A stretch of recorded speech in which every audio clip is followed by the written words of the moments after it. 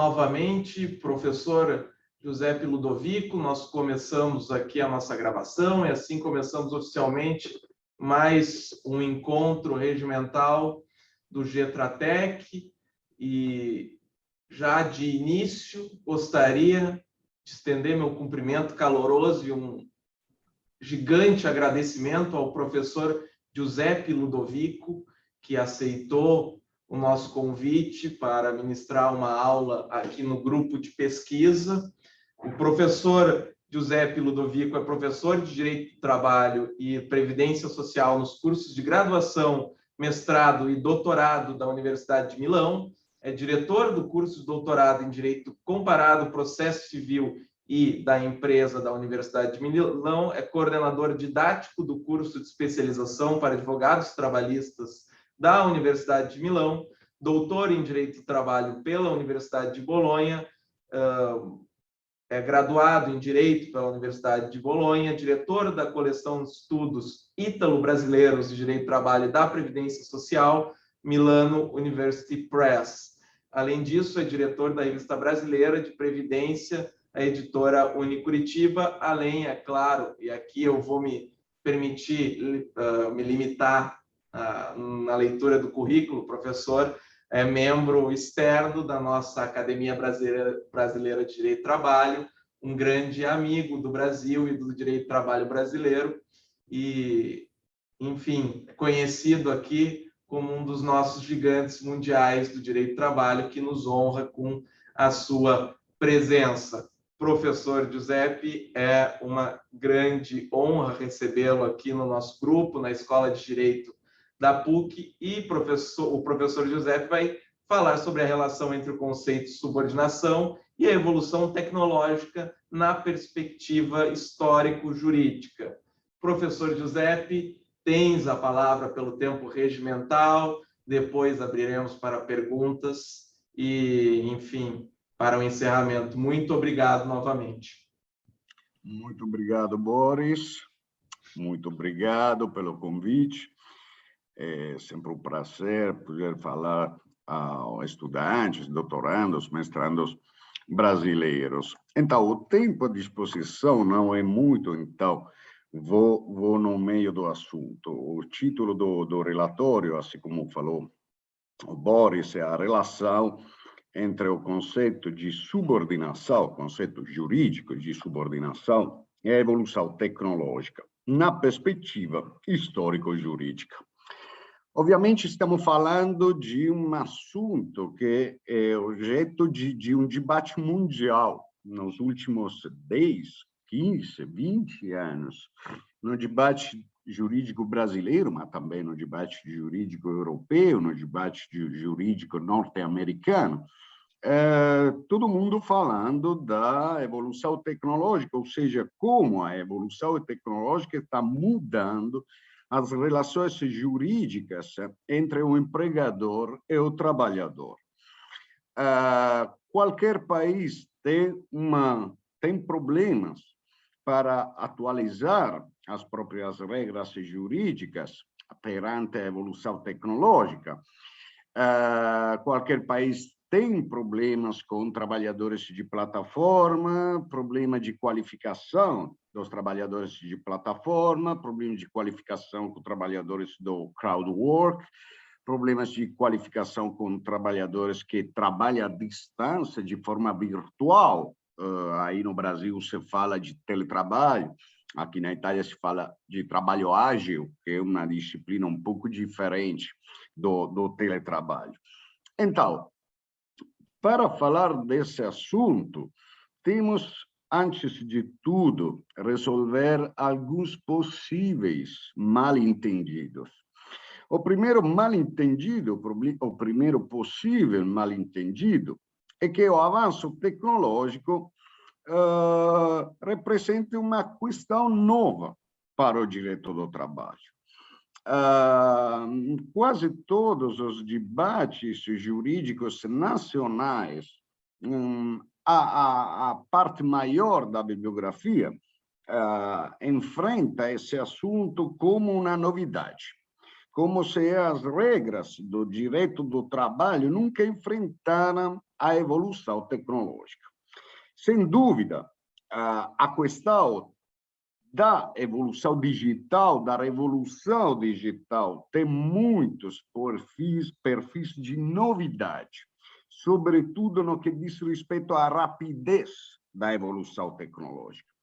Mas, além disso, a primeira pergunta necessária temos pôr na mesa é se a relação entre tecnologia e o direito do trabalho seja uma relação nova.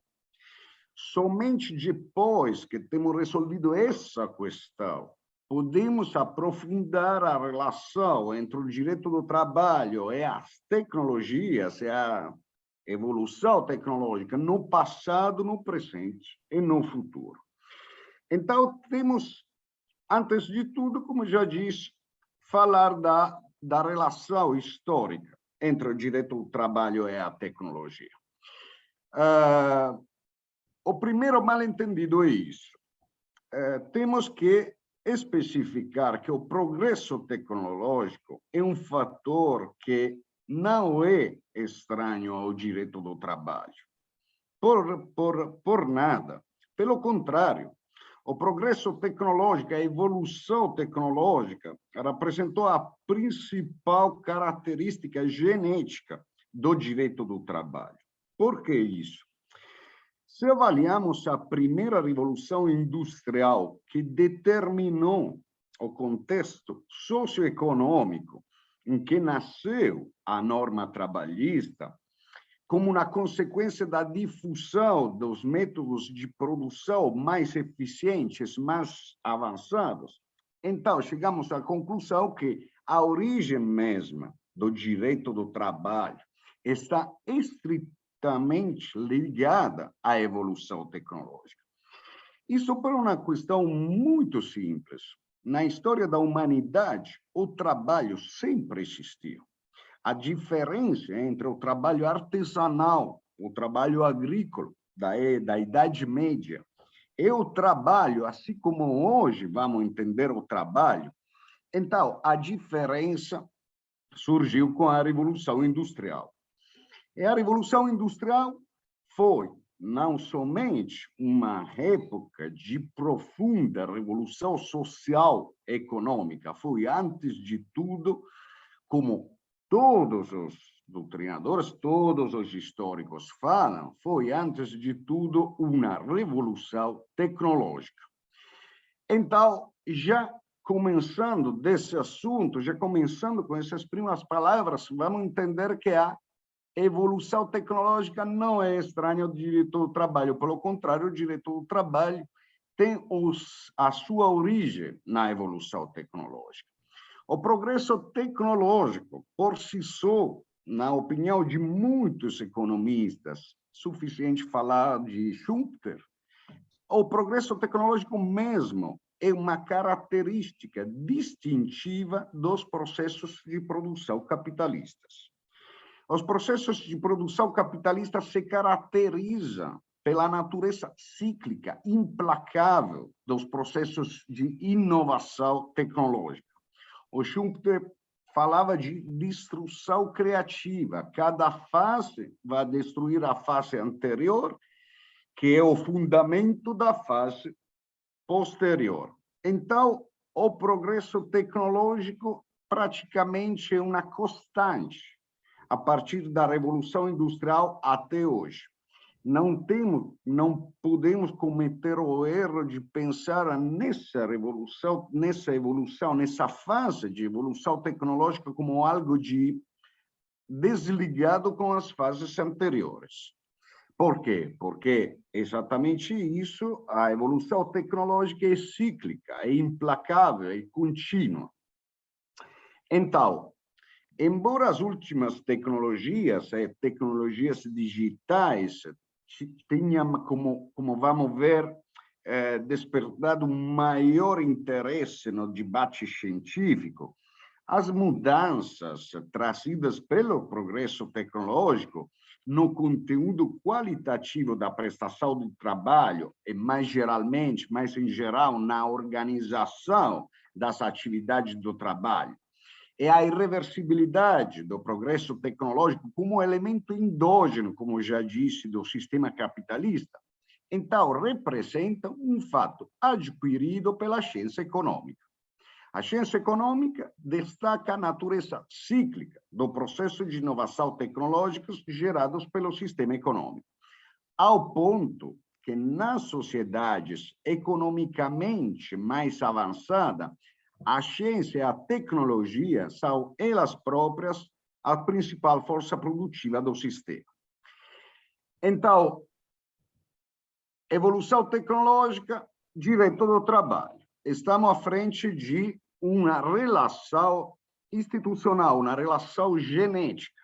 Então, não podemos falar de uma novidade. A questão mais interessante é que o direito do trabalho, como qualquer direito, pode responder às mudanças sociais, não pode antecipar as mudanças sociais causadas pelas transformações tecnológicas.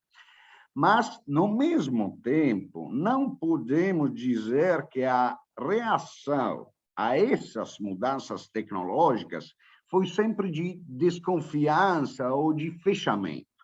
Se vamos recuperar, eu vou trazendo aqui alguns resultados da minha pesquisa dos últimos anos. Então, é suficiente olhar na bibliografia dos anos 50, 60, 70 do século passado para verificar que, até mais ou menos os anos 70, a atitude, especialmente por parte, falo dos sindicatos italianos, falo da doutrina da época, então a atitude, a postura na época, frente da tecnologia, da evolução tecnológica, era uma postura bem positiva, era o reconhecimento da positividade do progresso técnico, que era o fundamento de uma avaliação muito positiva da tecnologia. A posição predominante por muito tempo foi de não fechar a tecnologia. Por quê? Porque a tecnologia trazia maior segurança no trabalho, um trabalho menos pesado, trabalho menos repetitivo. Então, até os anos 70, a postura da literatura científica perante a tecnologia foi uma postura muito positiva, muito bem favorável com a evolução tecnológica. Por quê? Porque até aquela época, a tecnologia, os efeitos das tecnologias foram efeitos prevalentemente positivos também no plano social. Na maioria dos países europeus, começaram a haver uma redução dos números de acidentes do trabalho, do número das doenças profissionais, graças, sobretudo, à evolução tecnológica. Por quê? Porque os trabalhos, as atividades mais arriscadas começaram a ser desenvolvidas pelas máquinas e não mais pelos homens.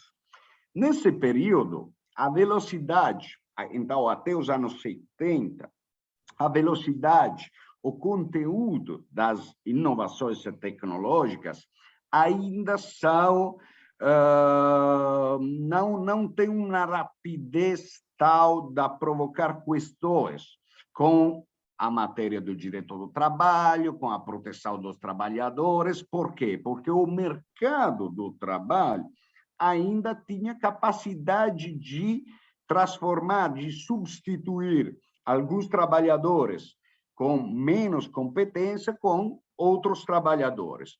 Em outras palavras, até nesse momento, a rapidez da evolução tecnológica é tal que o sistema consegue acompanhar a evolução tecnológica, colocando no mercado do trabalho os trabalhadores, ou seja, sem muitos efeitos quanto ao desemprego. Foi somente com a terceira revolução industrial, então, estamos falando dos anos, final dos anos 70, começo dos anos 80, então, foi somente com a terceira revolução industrial que deu origem a que foi definida a sociedade pós-industrial, que a inovação tecnológica começou a ganhar uma velocidade exponencial, produzindo transformações radicais no tecido econômico e social, que imediatamente despertaram na doutrina uma posição não mais positiva, não tão positiva como no passado. Então, não é a evolução tecnológica, mas a rapidez da evolução tecnológica que afeta a capacidade do sistema de gerar um trabalho digno, um trabalho socialmente adequado. A velocidade da inovação é tal que o tempo transcorrido entre uma fase do desenvolvimento tecnológico e a fase seguinte vai se reduzindo progressivamente, acelerando a sequência que marca a passagem entre uma revolução e outra. Vamos ver. A primeira revolução industrial, obviamente, teve um começo diferente em cada país, mas mais ou menos vamos colocar a primeira revolução industrial no final do século XVIII.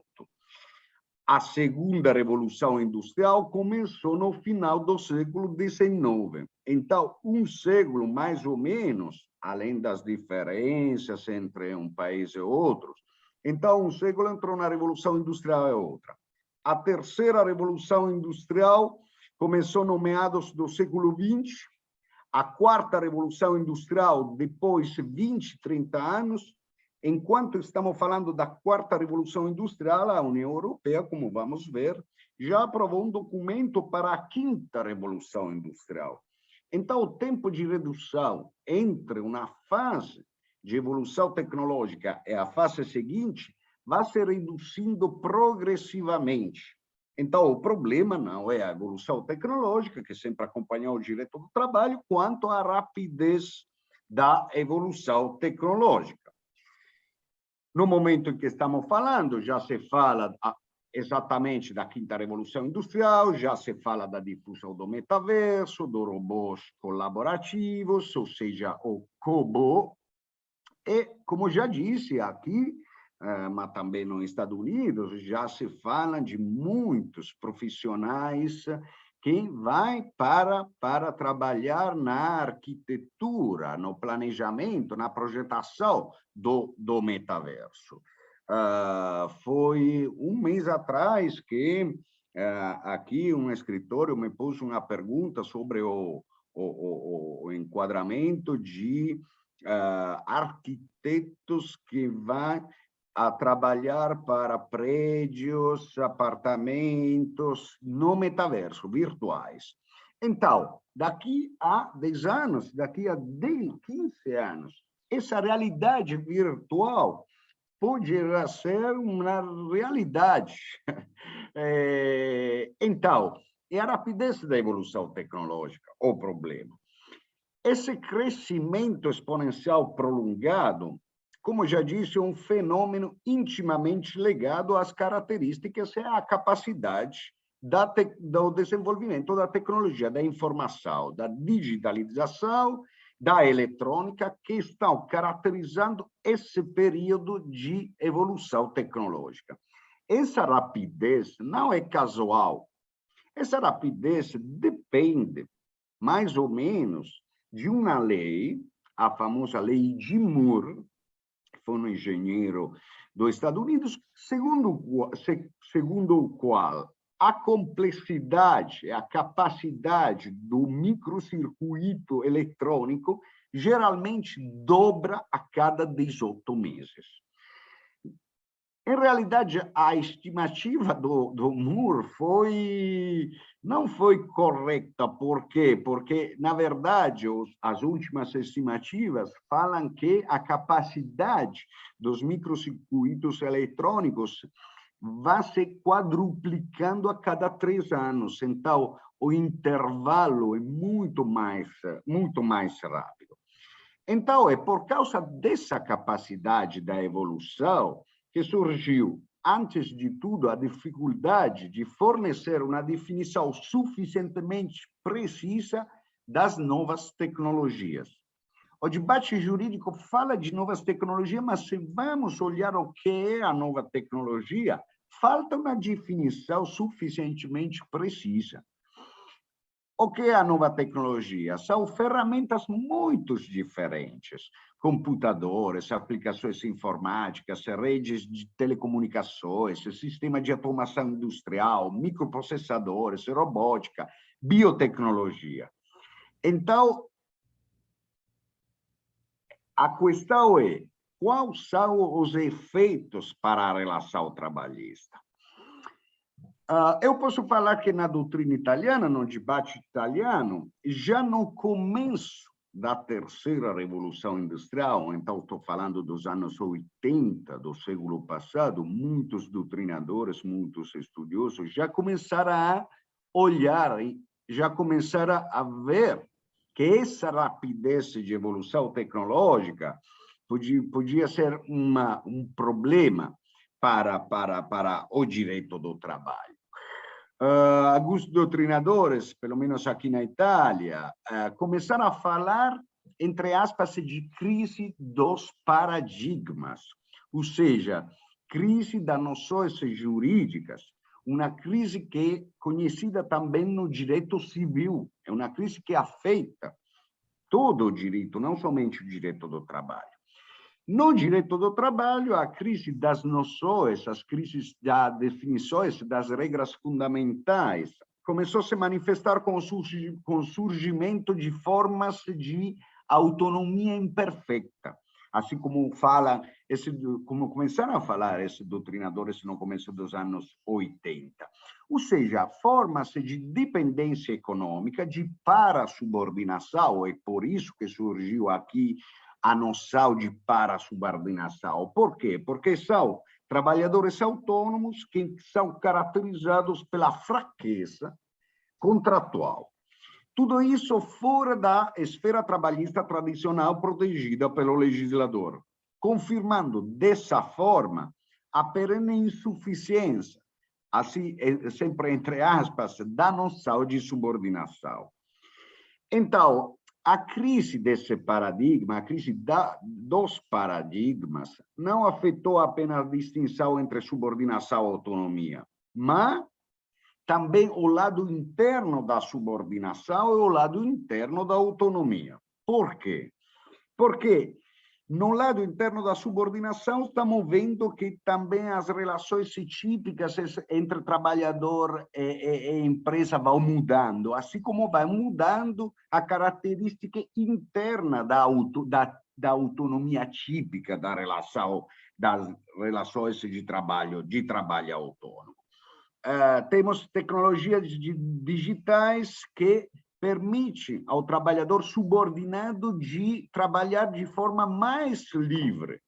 Assim como temos tecnologias que impõem ao trabalhador autônomo de trabalhar com vínculos, com limites mais estritos do trabalhador, alguma vez do trabalhador subordinado. Então, já nos anos 80, a doutrina italiana falava de perda da centralidade das regras, entre aspas, aristotélicas do direito do trabalho da sociedade pré-tecnológica. Ou seja, quais são essas regras aristotélicas do direito do trabalho? A unidade do lugar do trabalho, a unidade do tempo do trabalho, a unidade das modalidades da atividade trabalhista. Estamos acostumados, tradicionalmente, a entender o trabalhador subordinado como um trabalhador que trabalha num lugar bem específico, determinado pelo empregador, dentro de um tempo determinado também pelo empregador, entre modalidades de desempenho da atividade trabalhista também determinadas pelo empregador. Então, essas regras aristotélicas entram em crise por causa das tecnologias digitais.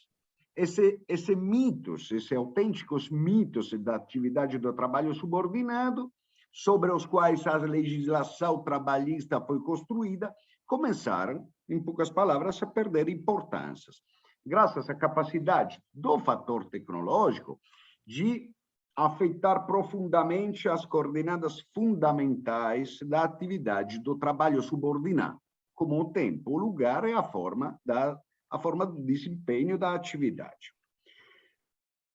Começou nos anos 90. O trabalho, o teletrabalho, as formas mais avançadas de teletrabalho, começa a revelar uma subordinação de conteúdos mais evanescentes.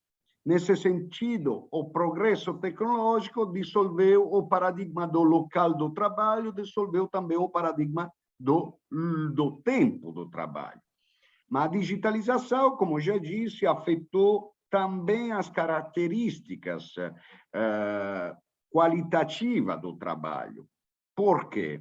Porque, em razão da evolução tecnológica, uma parte dos trabalhadores subordinados começaram a desenvolver uma capacidade profissional sempre maior. É um salto evolutivo de uma parte dos trabalhadores subordinados, é um salto evolutivo típico da passagem da época industrial à época pós-industrial. Isso por quê? Porque na época pós-industrial, o elemento, o fator produtivo é a informação, a centralidade do conhecimento como recurso econômico, como fonte central da produtividade. Com o advento da tecnologia da informação e digitais, o recurso essencial é a informação mesma. O conhecimento é comercializado como qualquer outro produto industrial. O verdadeiro núcleo, o polo coagulante, como fala a doutrina da empresa, é a tecnologia, é a inovação, é o know-how, é o conhecimento. O conhecimento do qual os trabalhadores mesmos são cada vez mais depositários. Então, nessa nova sociedade tecnológica, do know-how, do conhecimento, a posse do conhecimento está se tornando um instrumento de poder. Assistimos, assim, a um abismo cada vez maior na área do trabalho entre trabalhadores que, independentemente da natureza formal do vínculo trabalhista, dominam a informação e a tecnologia, e trabalhadores que, sempre, independentemente da natureza formal do vínculo trabalhista, são dominados pelas tecnologias organizadas por outros. Então, é essa polarização do mercado do trabalho que vai se acentuar na evolução do mercado do trabalho, na evolução da tecnologia. Essa evolução, essa polarização mostra claramente que não é a inovação tecnológica que determina a alteração das características típicas da subordinação e da autonomia, mas a capacidade do trabalhador de controlar o processo de produção tecnológica. O fator decisivo, em poucas palavras, nessa evolução tecnológica, não é a tecnologia, mas a relação de domínio ou de dependência entre o trabalhador e a tecnologia mesma. Então, acontece esse tipo de mudança. Dentro da área da subordinação, encontramos trabalhadores que são dominados pela tecnologia, mas também os trabalhadores que têm um nível profissional maior, que dominam a tecnologia, então que ganham dentro da área da subordinação um espaço sempre maior de autonomia.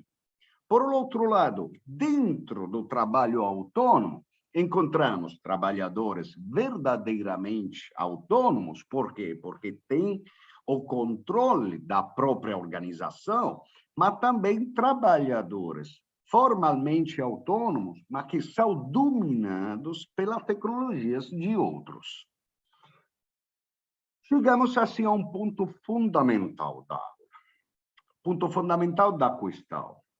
A origem da relação histórica, e jurídica entre a tecnologia e a distinção entre subordinação e autonomia. Então, se a evolução tecnológica, a evolução digital, está transferindo o centro da questão da qualificação da qualificação do vínculo à relação de dominação ou de controle ou dominação entre trabalhador e a tecnologia. Então, a pergunta óbvia é: esse tipo de perspectiva é estranha ao direito do trabalho? Já disse que a evolução tecnológica sempre acompanhou a evolução do direito do trabalho, a partir da primeira revolução industrial, que, como já disse, foi, antes de tudo, uma revolução tecnológica. Então, temos que aprofundar o papel que a tecnologia teve na elaboração da noção jurídica de subordinação e na distinção entre a subordinação e o trabalho autônomo.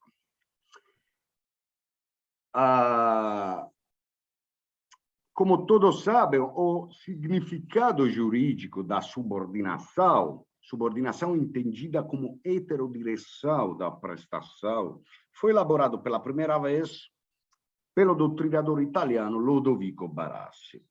Depois, esse significado foi recebido na Europa, no mundo, também no Brasil. A subordinação clássica identificada com a heterodireção. No livro de 1901, O Contrato de Trabalho, na novidade absoluta na época, o Barassi tentou de indicar o conteúdo técnico-jurídico desse tipo de contrato de trabalho. No debate europeu da época, muitos doutrinadores, sobretudo alemães, tentaram de identificar o trato característico da subordinação na condição de fraqueza socioeconômica do trabalhador. Pelo contrário, o Barassi preferiu identificar um critério técnico-jurídico. Por quê? Porque, na época, na visão liberal dos doutrinadores, do estudioso de direito civil da época, o critério socioeconômico era avaliado como um critério diferente, como um critério não jurídico. Então, por isso que, de forma mais ortodoxa, o Barassi preferiu, em coerência com a impostação civilista dele, escolher o critério jurídico da heterodireção da prestação, ou seja, uma prestação dirigida pelo credor, ou seja, pelo empregador. Mas vamos mais à frente. Qual é o significado histórico desse critério jurídico de heterodireção? O trabalho, como já disse, o trabalho por si só não surgiu com a Revolução Industrial.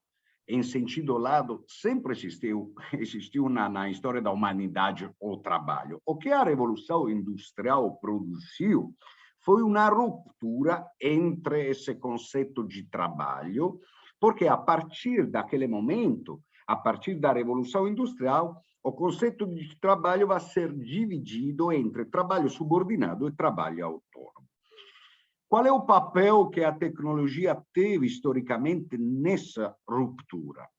Segundo muitos historiadores, entre todos, o Max Weber, foi exatamente a diferente relação entre a técnica, entre o trabalhador e a técnica a produzir essa distinção. Qual é o sentido? Em particular, ao contrário do empregador, que cumpre a sua vocação, detendo o controle da tecnologia, ou utilizando a mesma segundo os próprios fins produtivos, segundo os fins que ele mesmo escolhe para a atividade produtiva, o trabalhador subordinado, pelo contrário, vai realizar um serviço que é instrumental no fim e no resultado produtivo, que são decididos pelo empregador. É instrumental também nas modalidades da produção, nas características técnicas do processo produtivo, que são igualmente decididos pelo empregador. É somente o empregador que tem o domínio da tecnologia na sua qualidade de organizador dos fatores produtivos, entre os quais exatamente está a mão de obra do trabalhador, uma mão de obra que pode ser alienada, heterodirecionada, porque depende tecnologicamente das escolhas produtivas e organizativas do empregador.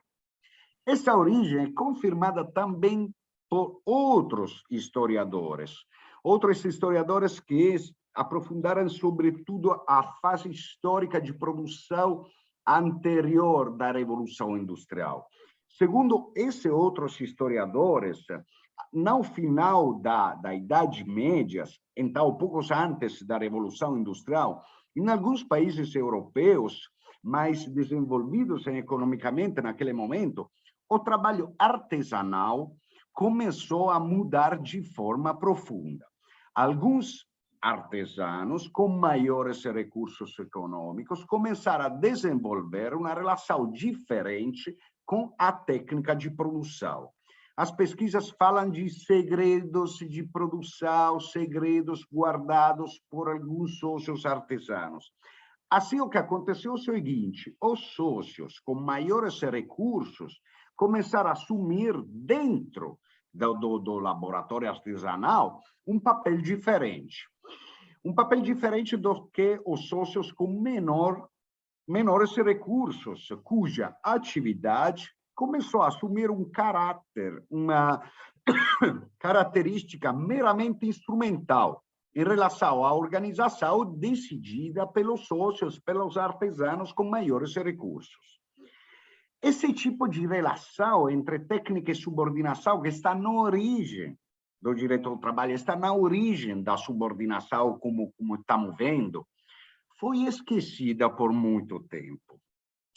Por quê? Porque, a começar dos anos 40, 50, 60, aqui na Europa, e depois nos países como também na América Latina, a proteção trabalhista foi alargada, foi estendida para trabalhadores juridicamente subordinados, mas não sempre tecnologicamente dominados.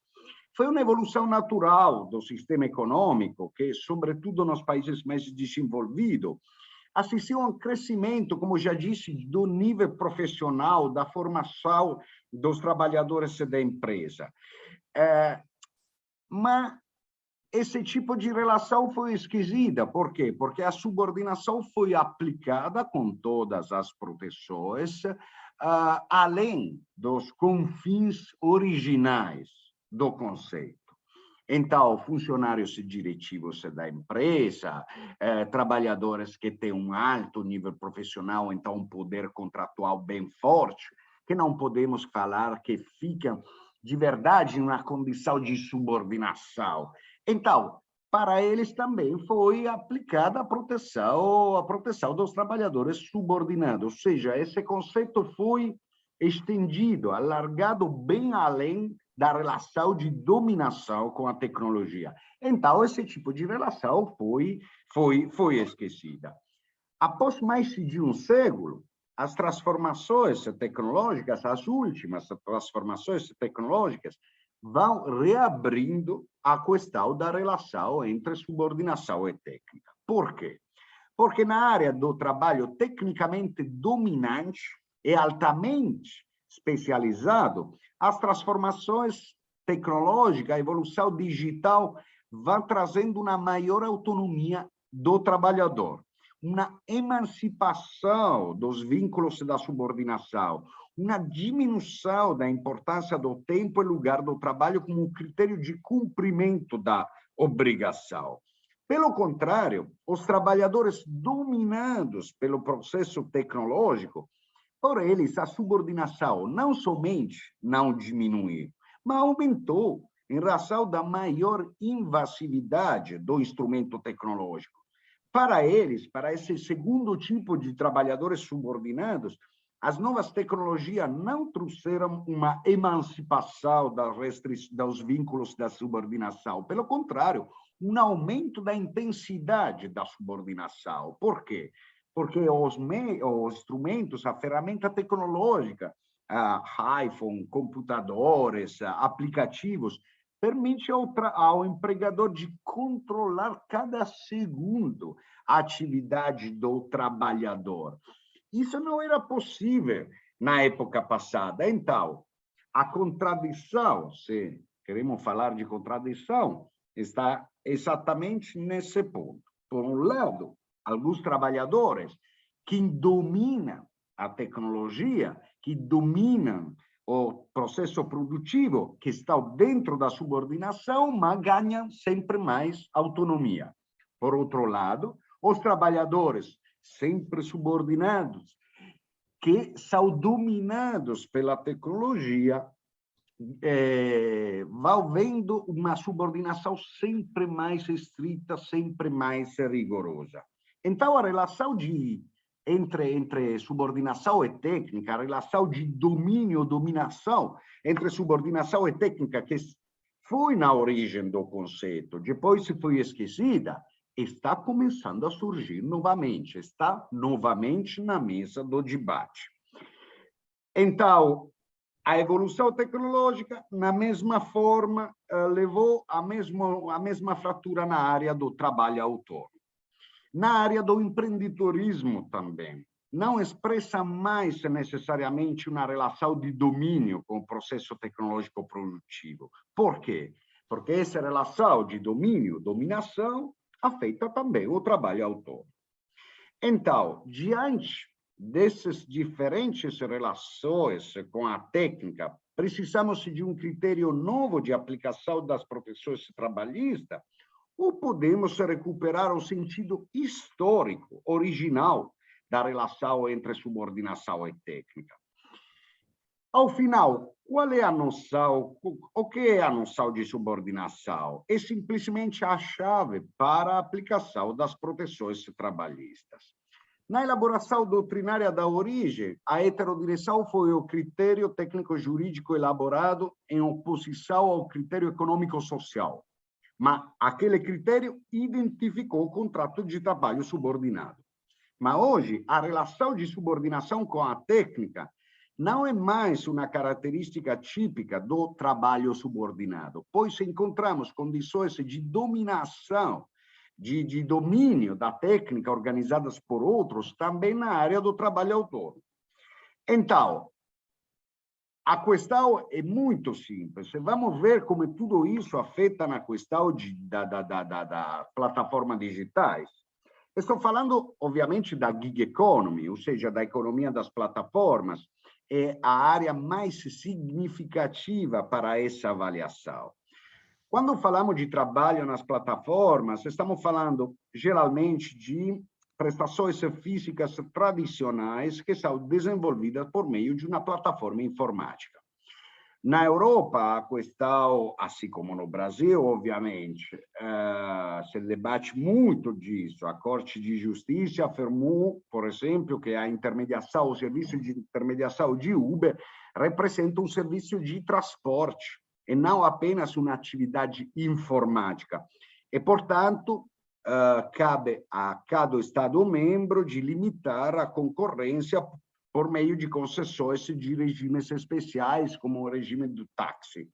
Então, nos últimos anos, muitas cidades italianas, por causa também da epidemia, se espalharam rapidamente as plataformas que vão oferecendo serviços de entrega de alimento por meio de aplicativos informáticos. Segundo Eurofound, na Europa, a cota de trabalhadores envolvidos nas plataformas são mais ou menos os 0,5% do mercado do trabalho. Obviamente, o discurso depende, ou a importância do discurso depende do tipo de mercado do trabalho. Um mercado do trabalho mais desenvolvido, esse tipo de trabalho gera menos efeito do que o mercado do trabalho menos desenvolvido. Mas vamos ver na questão da qualificação. O verdadeiro traço comum dos modelos organizativos e de todas as plataformas é representado pelo fato que os contratos entre a plataforma e o trabalhador afirmam a natureza autônoma da relação de trabalho. Segundo as empresas gestoras das plataformas, a atividade desenvolvida é somente de intermediação entre o trabalhador e o consumidor. Mas, em muitos países europeus, os legisladores não separaram esse tipo de questão, ou seja, começaram a disciplinar, a intervir de forma também muito significativa nesse tipo de relação. O legislador italiano interveio em 2015 com um decreto legislativo, o decreto legislativo 81 de 2015, que introduziu o conceito de heteroorganização. Ou seja, todos os vínculos trabalhistas heteroorganizados, não mais heterodirigidos, mas suficiente a heteroorganização. Então, nesses casos, em casos de trabalho heterodirigido, se aplicam as proteções do trabalho subordinado. O que é esse novo conceito de heteroorganização? Segundo uma parte da doutrina, a heteroorganização representa algo a menos da heterodireção, mas algo a mais se comparada com a autonomia do trabalho autônomo. Então, temos duas chaves de aplicação das proteções trabalhistas no sistema italiano. A heterodireção clássica, a heterodireção tradicional do trabalho subordinado, aquela do Código Civil, e a heteroorganização do trabalho formalmente autônomo. Depois, em 2019, o governo emanou também uma disciplina para especificamente as plataformas digitais. O que aconteceu? Foi introduzido simplesmente no decreto de 2015, foi adicionando uma frase que prevê que a proteções do trabalho subordinado se aplicam também quando as modalidades de execução da prestação sejam organizadas através de plataformas informáticas. Então, nesse ponto, podemos voltar ao discurso que foi ilustrado acima. Qual é o critério fundamental?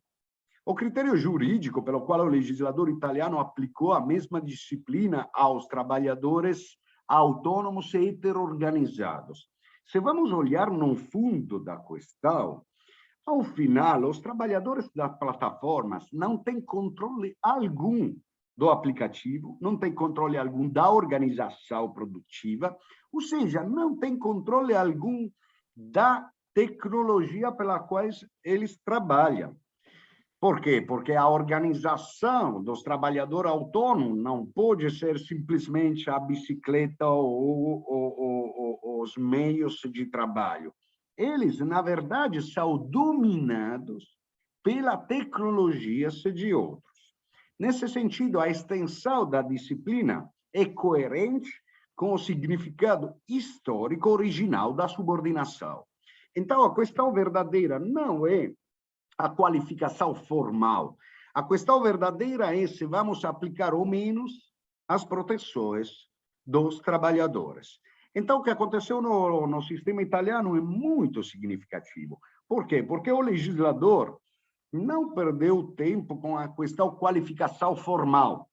Simplesmente estendeu as proteções dos trabalhadores subordinados aos trabalhadores autônomos dominados pela tecnologia de outros. Ou seja, os trabalhadores autônomos que são heteroorganizados pelas plataformas. É isso simplesmente porque os algoritmos dos aplicativos, o que são? Os algoritmos dos aplicativos representam um instrumento de organização da atividade da empresa, na mesma forma de qualquer outra ferramenta material, ferramenta industrial. Um tempo se falava das máquinas, hoje são os algoritmos.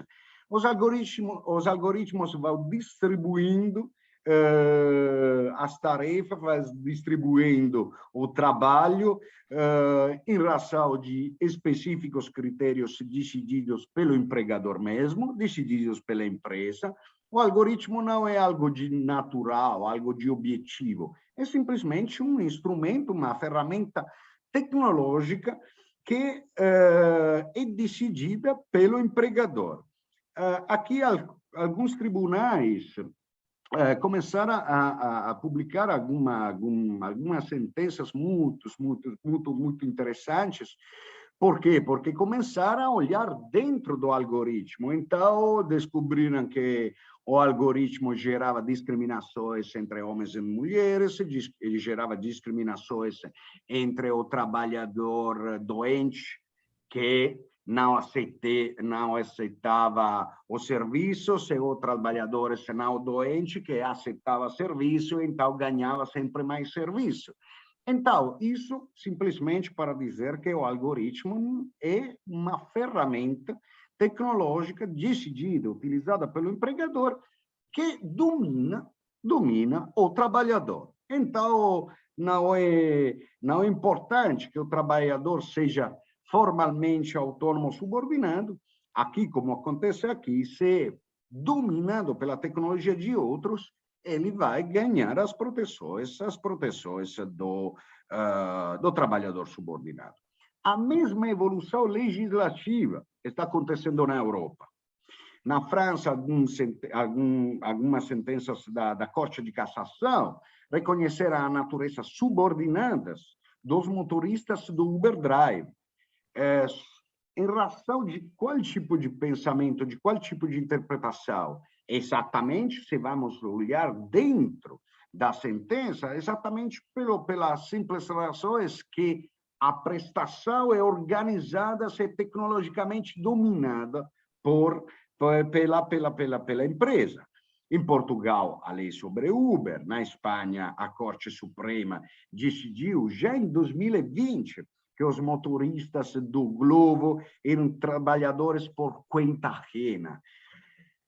Não somente, também no Parlamento Europeu, a Diretiva Europeia 1152 de 2019, sobre condições de trabalho transparentes, previsíveis, reforça alguns direitos para qualquer trabalhador, inclusive os trabalhadores das plataformas. Direitos de informações sobre remuneração e horário de trabalho, sobre a modulação do horário de trabalho, mas, sobretudo, mais especificamente, a Comissão Europeia, em 2021, publicou uma proposta de diretiva sobre o trabalho com plataformas digitais.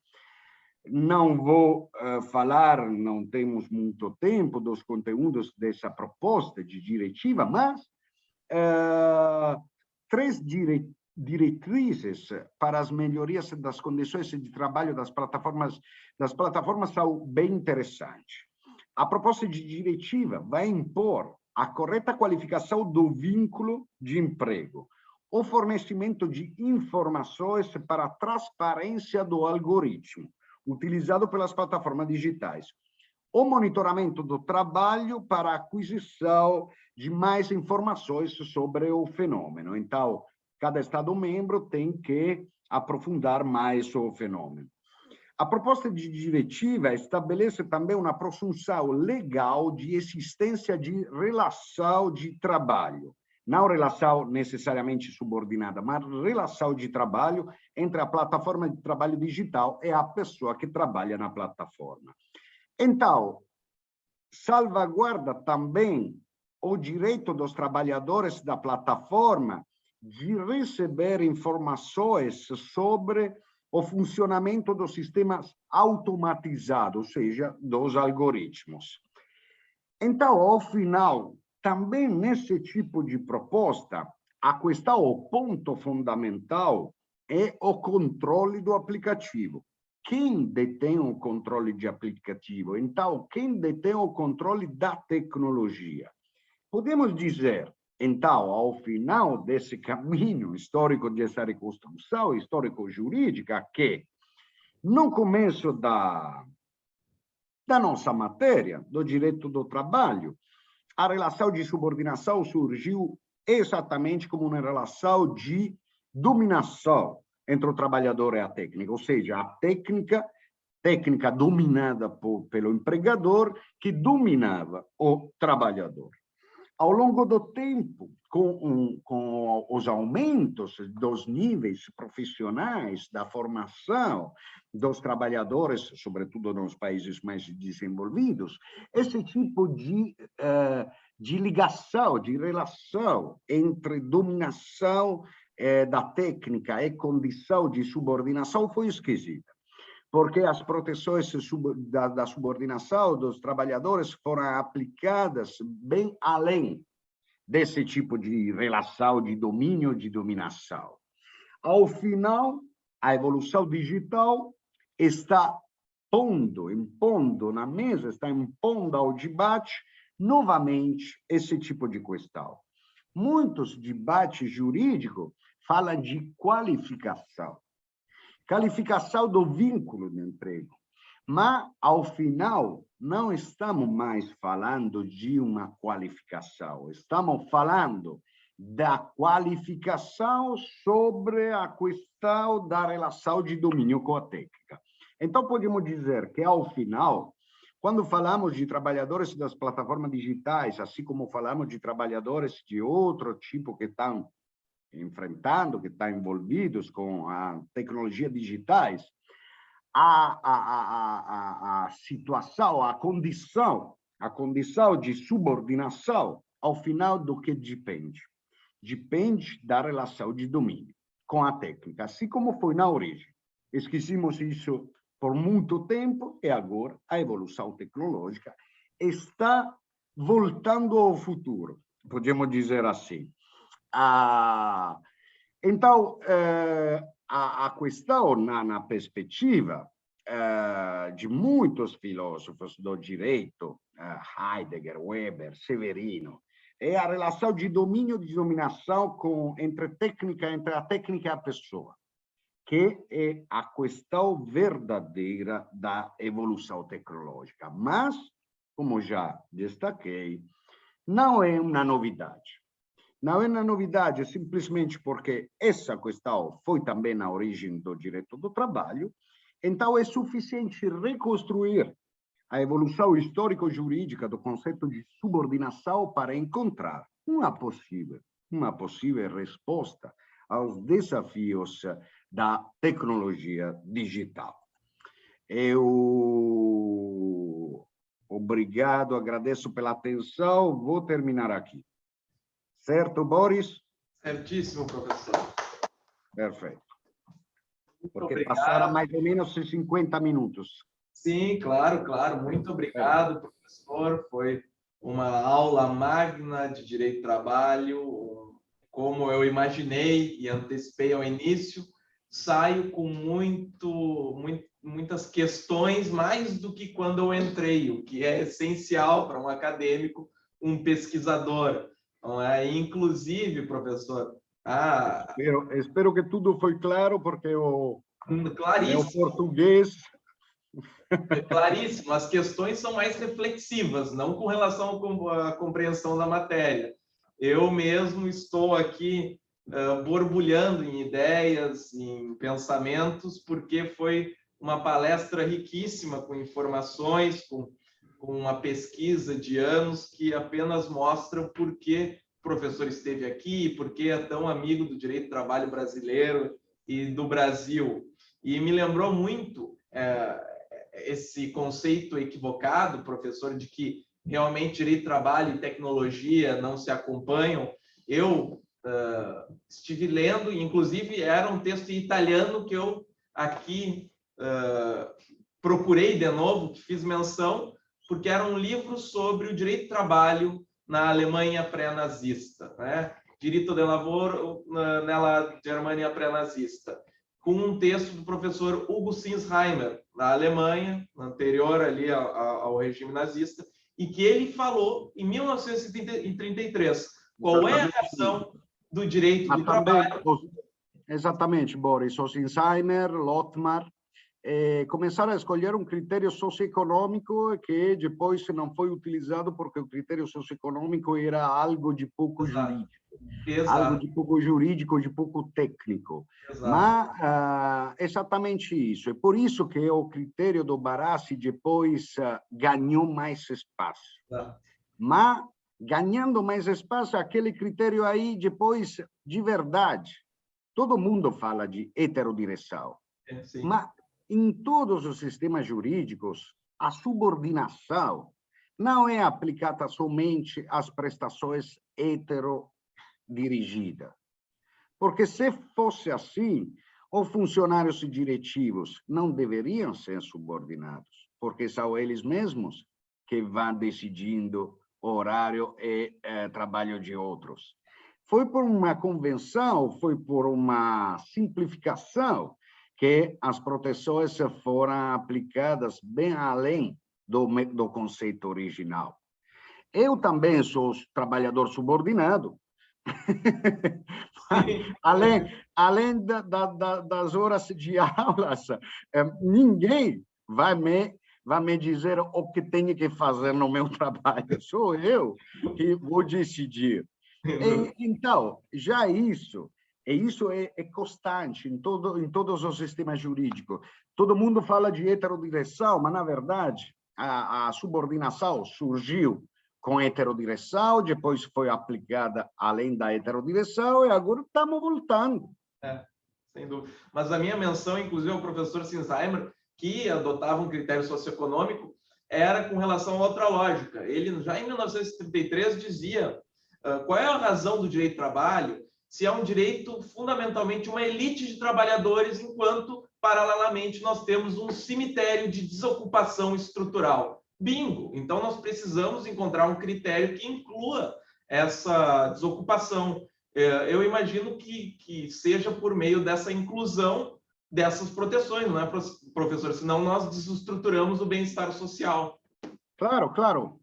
A questão é que, pelo menos aqui, ou seja, esse conceito aplicado ao mercado de trabalho inicial, ou seja, com a maioria dos trabalhadores com baixíssimos níveis de formação, faz sentido. Mas muitos países desenvolvidos, com altos níveis de formação, isso gera algumas contradições. Por quê? Porque vamos aplicar proteções trabalhistas a professores universitários. E não vamos aplicar proteções trabalhistas aos trabalhadores da plataforma digital. Sim, exatamente. Então, quem vai dominar o próprio trabalho? Esse é o conceito. Esse é o conceito da origem histórica da subordinação. Bom, isso porque, por outro livro que publiquei em 2012, aprofundei todo o debate original da subordinação do 1800, na Itália, na França e na Alemanha. Aí surgiu essa questão que, ao longo do tempo, muitos esqueceram. Professor, se podemos abrir para uma ou duas perguntas? Claro que sim. Então... Estava uma mão, eu vi uma mão.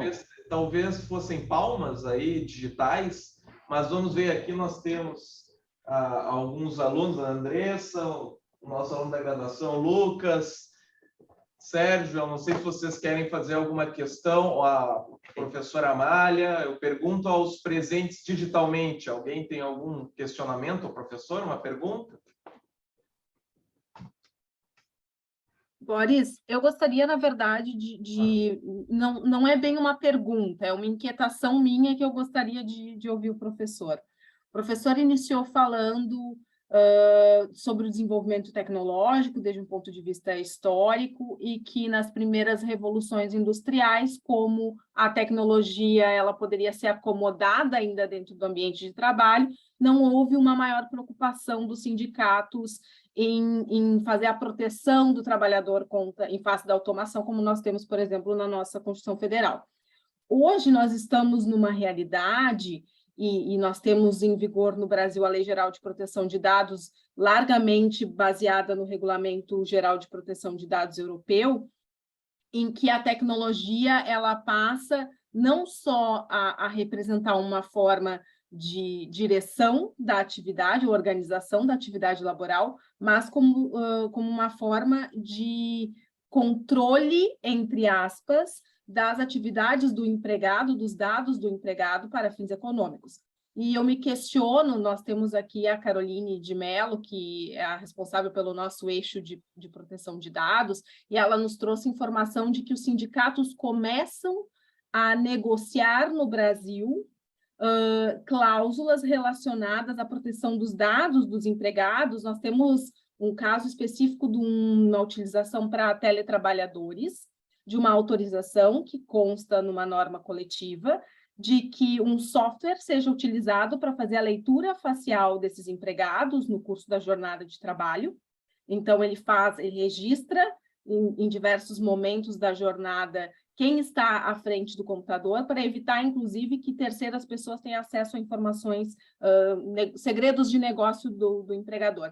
E a minha questão para o senhor seria, como o senhor vê, porque discutia com a professora Tereza Narras, alguns dias, que não vejo hoje, em razão, sobretudo, da unicidade sindical que vige no Brasil, uma condição desses sindicatos de efetivamente negociarem sobre essas novas tecnologias e seus impactos nas relações de trabalho. Gostaria de saber do senhor, se o senhor vê isso também com alguma preocupação, como isso se vê e como isso vem ocorrendo na Itália. Então, obrigado pela pergunta. Então, a questão aqui é bem diferente, porque por um lado, esse tipo de aplicativo não seriam utilizáveis, mesmo com convênio coletivo. Seria contrário à lei e não seria possível aplicar. Sobretudo, aqui, então, a questão, eu acho que é mais uma questão de direito sindical que de direito do trabalho. Por quê? Porque aqui estamos em uma condição de pluralismo sindical. Mesmo, embora o Brasil fala de direito sindical italiano com modelo brasileiro, na verdade, aqui na Itália é bem diferente a partir de 1947. Então, aqui não temos só um sindicato, não temos só um contrato coletivo, estamos numa concorrência entre os sindicatos. Então, mesmo que não seja possível, porque seria contrário à lei, eu acho que nenhum sindicato teria interesse sindical a contratar uma forma de controle desse tipo. Por quê? Porque vai perder espaço por causa da concorrência de outros que não vão contratar uma cláusula desse tipo aqui. Então, esse o segredo da concorrência sindical. Muitas vezes falei com o Gilberto Sturmer disso, por causa da falta da atuação no Brasil da Convenção do OIT. Então, mais concorrência sindical vai aumentar o nível de proteção dos trabalhadores, porque os sindicatos são em concorrência entre eles. Então, o que acontece? Acontece que isso é bem... uma coisa como essa é inquietante, é uma coisa que assusta. Por quê? Porque já, geralmente, aqui o controle é com fluxo de dados, ou seja, essa também acho uma questão cultural, ou seja, o empregador, a empresa não precisa de um reconhecimento facial, um reconhecimento do trabalhador. Por quê? Porque se ele está trabalhando no computador, é o fluxo de dados que representa, vai confirmando se ele está trabalhando ou não. Por que precisar que ele seja sentado todos os momentos à frente do computador? Ou seja, aqui a questão é um pouco diferente. O problema foi, alguns anos atrás, com uma previsão dos Estatutos dos Trabalhadores de 1970, que, para utilizar instrumento de controle, impõe o acordo sindical. Não para introduzir, mas para autorizar. Ou seja, sem acordo sindical, a empresa não pode. Então, o que acontece? Acontece que o acordo sindical vai limitar esse tipo de tentativa da empresa. Mas tudo isso foi transformado com os computadores, porque os computadores permite o controle da atividade do trabalho de forma constante, e isso foi resolvido dessa forma, ou seja, os dados que chegam à empresa são a confirmação do cumprimento da obrigação. Então, geralmente as empresas, estou falando de bancos, seguros, ou seja, sobretudo trabalhadores que vão fazendo data entry, ou seja, que vai compilando, vai trabalhando com dados. É os dados que vai passando na conexão, porque precisa da câmera controlando o trabalhador que está aí sentado, não faz muito sentido. Ou seja, aqui a questão é diferente. A questão aqui é se posso utilizar aplicativo de geolocalização para os teletrabalhadores que podem trabalhar em qualquer lugar. Mas também isso foi bastante resolvido. Por quê? Porque se você está falando de um trabalhador que trabalha de forma virtual, o que importa não é aonde ele está trabalhando, mas importa o resultado do trabalho dele. Então, se o resultado chega, ele está trabalhando em casa, outro lugar, na praia, ou aonde foi, isso não importa muito. Eu acho que a diferença fundamental é sempre o nível de formação, ou seja, se o nível de formação do trabalhador é tal que o que importa é o resultado da atividade dele, ou seja, a obrigação do trabalho é no resultado, o cumprimento da obrigação é no resultado, a empresa não se importa com a presença, se importa com o resultado. Mas, voltando à pergunta, desculpe, a questão aqui os sindicatos não fariam uma coisa como essa. Pelo contrário, aqui os sindicatos estão entrando em juízo para contratar o algoritmo. Ou seja, estão entrando em juízo para contratar, ou estão entrando em juízo, ou simplesmente estão fazendo greve para contratar o algoritmo. Essa é a fronteira mais avançada das plataformas digitais. Houve aqui algumas greves de trabalhadores digitais e trabalhadores da plataforma que impuseram à empresa a contratar o algoritmo. E conseguiram. Conseguiram. Por quê? Porque se todos os trabalhadores da plataforma entram em greve, vai parar a atividade. Então, abre a mesa de contratação, assim como sempre foram abertas mesas de contratação para horário de trabalho, para ferramentas de trabalho, para tudo. É a história do nosso direito sindical, isso. Mas é sempre fundamental a concorrência, porque o que aconteceu? Aconteceu que quando um sindicato começou a fazer isso, todos os outros começaram a fazer a mesma coisa ainda mais. Então, é isso que falta no Brasil, por causa do modelo sindical italiano do passado. Muito obrigada, professora. Realmente a discussão foi justamente nesse sentido. O nosso modelo ele não é conducente a que os sindicatos eles atuem firmemente na defesa dos trabalhadores, sejam eles trabalhadores que operam por plataforma ou não. Muito obrigada.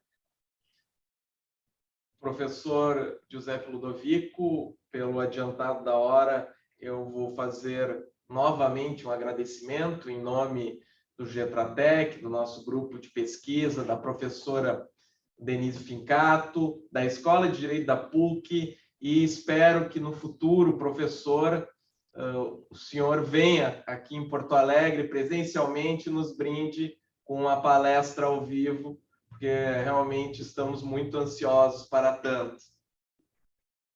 Muito obrigado, Boris. Vamos ver. Eu espero de sim, obviamente. Eu espero nessa possibilidade, como eu já te disse, que o próximo mês vou para o Congresso de Recife, mas sem dúvida não faltará as ocasiões que eu com o meu amigo Gilberto para